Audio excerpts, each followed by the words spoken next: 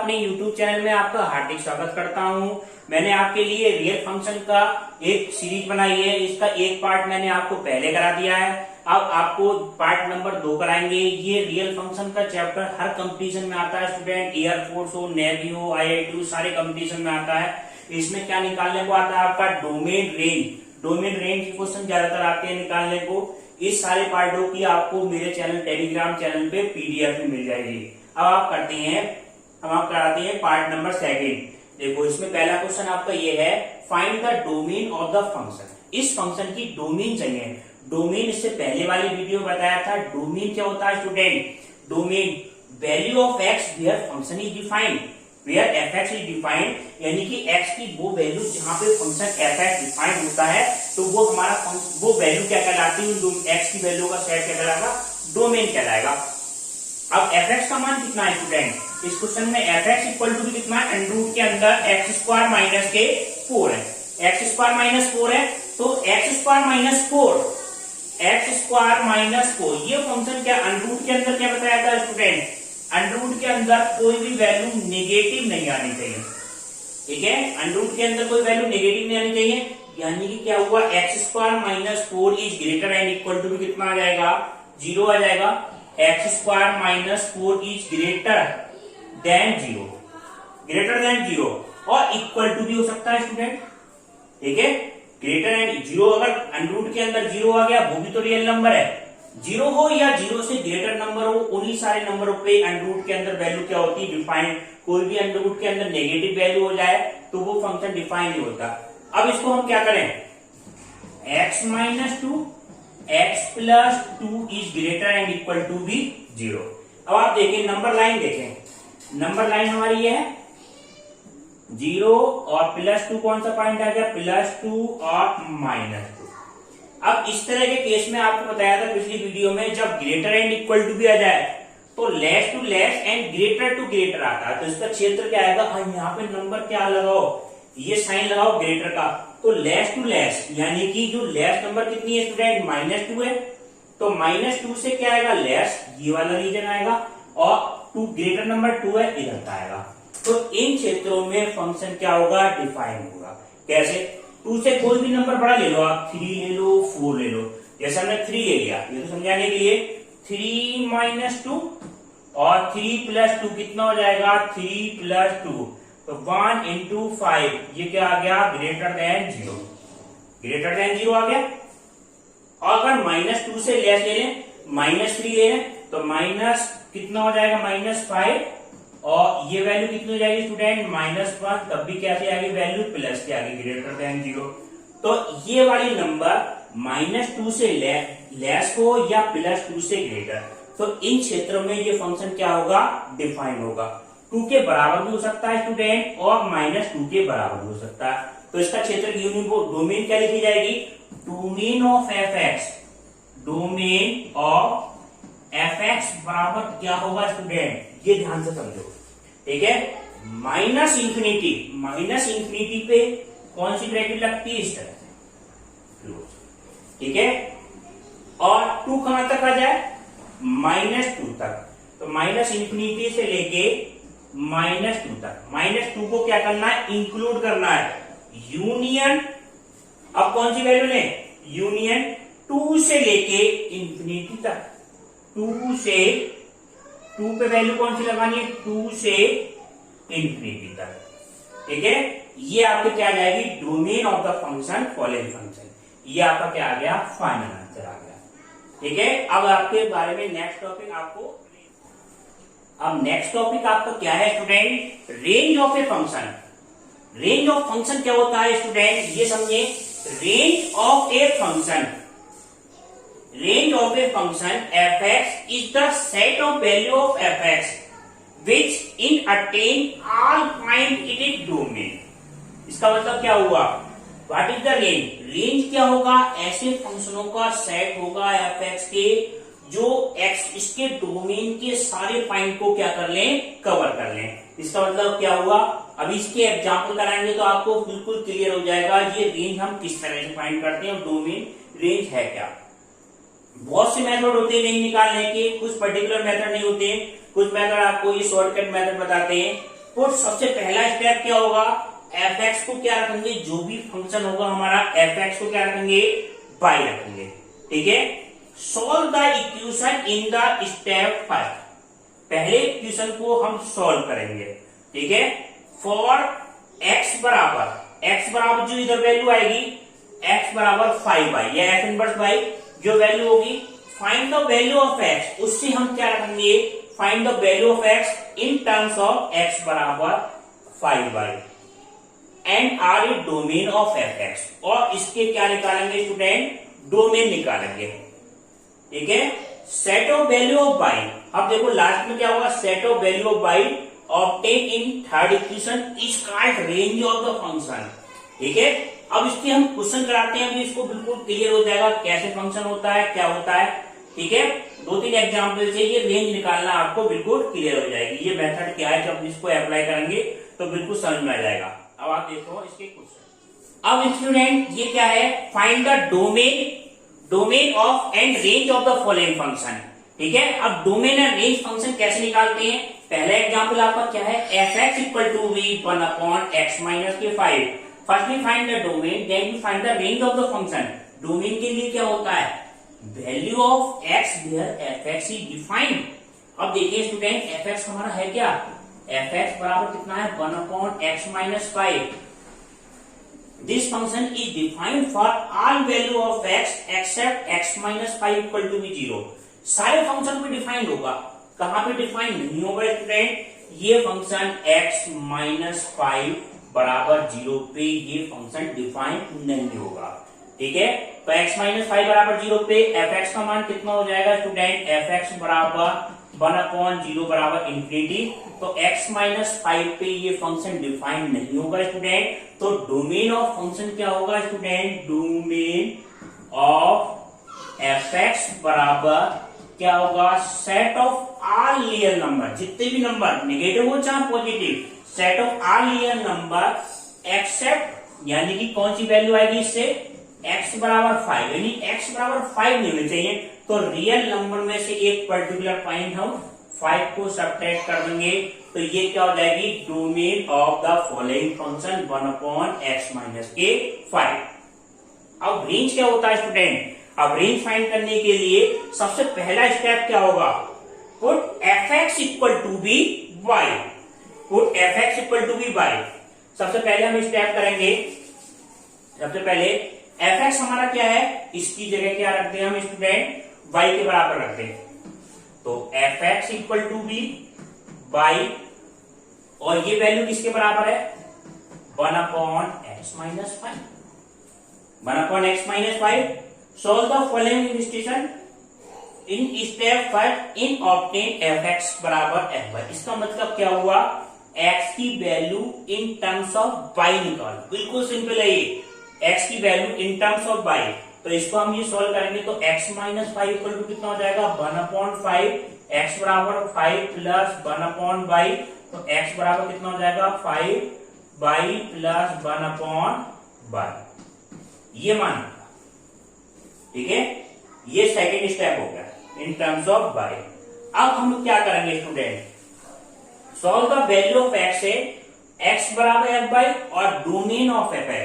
अब ये देखो स्टूडेंट कि 5y प्लस 1/y है, इसमें हम देखेंगे ये फंक्शन y के किस मान के लिए डिफाइंड नहीं है, बस ये देखना आपको। ठीक है, तो ये if y equal to be 0, if y equal to be 0, x is not defined. For y equal to be 0, for y equal to be 0, x is not defined. ये डिफाइंड नहीं होगा। ठीक है, डिफाइंड क्यों नहीं होगा, क्योंकि x की वैल्यू क्या हो जाएगी, वैल्यू इंफिनिटी हो जाएगी, तो वैल्यू क्या हो जाएगी, तो डोमेन हमारा क्या होते हैं, set of value of y where x is defined, यानी कि सारे पॉइंट को कवर करे, तो domain range of y equal to range of f x बराबर कितना होगा, ये होगा रियल नंबर एक्सेप्ट 0, ये आपका क्या आ जाएगा, फाइनल आंसर आ जाएगा। ठीक है, अब आप देखिए, देखो नेक्स्ट क्वेश्चन आपका क्या है स्टूडेंट, ये है f x equal to be 1/x²। First we find the domain of the function, then we find the range of the function. Domain of the function, value of x where the function is not defined, where the function is defined. तो ये function किस function पे define नहीं होगा? Only x बराबर 0 पे। x बराबर 0 पे फंक्शन क्या होगा? F x is not defined, not defined. Therefore domain of the function, therefore domain of f x equal to be क्या होगा? Real number minus particular point 0। ये आपका क्या आ गया? आंसर आ गया। अब देखिए नेक्स्ट, अब इसका क्या फाइंड करना है? Range of the following function. For range of f x, range of f x, ठीक है। तो पुट फर्स्ट स्टेप क्या होगा? F x equal to be y, f x बराबर वाई बराबर 1/x²। एफ एक्स की जगह पे क्या रख दिया हमने स्टूडेंट? वाई रख दिया। Find the value of x in term of y. तो x इक्वल टू कितना हो जाएगा? 1/√, के अंदर y। तो y does not equal to be 0 and less than, तो y की वैल्यू क्या नहीं होनी चाहिए student? Does not equal to be 0 and y does not equal to be less than 0। ये वैल्यू नहीं होनी चाहिए। अगर ये होगा लेस देन होगा तो अंडरूट के अंदर नेगेटिव हो जाएगा, फंक्शन डिफाइन नहीं होगा। 0 हुआ तो 1/0, वो वैल्यू क्या हो जाएगी? इंफिनिटी हो जाएगी। तो ये वैल्यू को छोड़ के सारे फंक्शनों पे क्या होगा? एफ एक्स डिफाइन होगा। तो इसकी जो रेंज हो जाएगी वो क्या होगी स्टूडेंट? ये मान आएगा, जैसे ये नंबर लाइन 0 1 2 3, तो इधर के नहीं होने चाहिए नंबर, इधर के नंबर कोई भी नहीं होने चाहिए, 0 नहीं होने चाहिए, और 0 से लेस वाले नंबर, ये सारे नंबर कोई नंबर नहीं होने चाहिए। कौन से नंबर स्टार्टिंग से कहां से हुए आपके? 0 से बिल्कुल जस्ट 0 को छोड़ देना पॉइंट, 0 से आगे के सारे पॉइंट। तो रेंज ऑफ द फंक्शन क्या होगा student? Range equal to be 0 to infinity. ये हमारी क्या आ गई? इस फंक्शन की रेंज आ गई। अब आप देखें नेक्स्ट। अब नेक्स्ट क्वेश्चन अब क्या है आपका स्टूडेंट? एफ एक्स बराबर x/1 - x, find the domain और range of the following function. तो डोमेन क्या हो जाएगी student? Where the function, domain होती क्या है? Value of f x where the function is not defined, ठीक है, where the function is defined. तो कहां पर डिफाइन नहीं होगा फंक्शन? 1 - x बराबर 0 implies x equal to be 1। If x equal to 1 तो एफ एक्स इक्वल टू कितना हो जाएगा? एफ एक्स बराबर कितना हो जाएगा? इंफिनिटी। तो x बराबर 1 नहीं होना चाहिए student. Function is defined except x बराबर 1। तो डोमेन ऑफ एफ एक्स बराबर क्या हो जाएगा? आपको देखते ही पता चल जाएगा।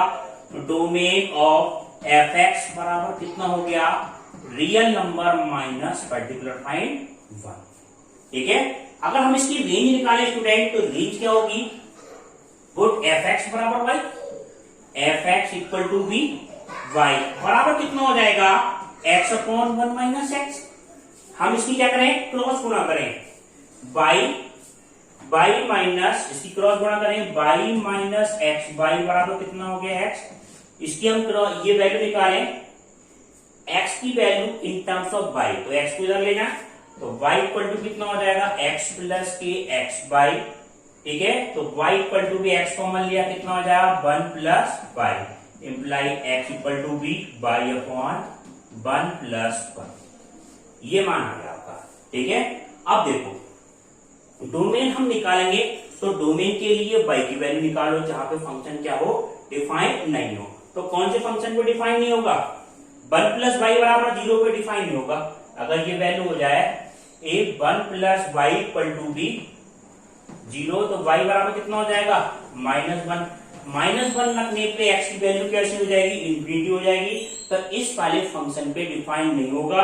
तो रेंज क्या हो जाएगी स्टूडेंट? रेंज हमारा होगा रियल नंबर, सारे रियल नंबर हो सकते हैं except the particular point x equal to be -1।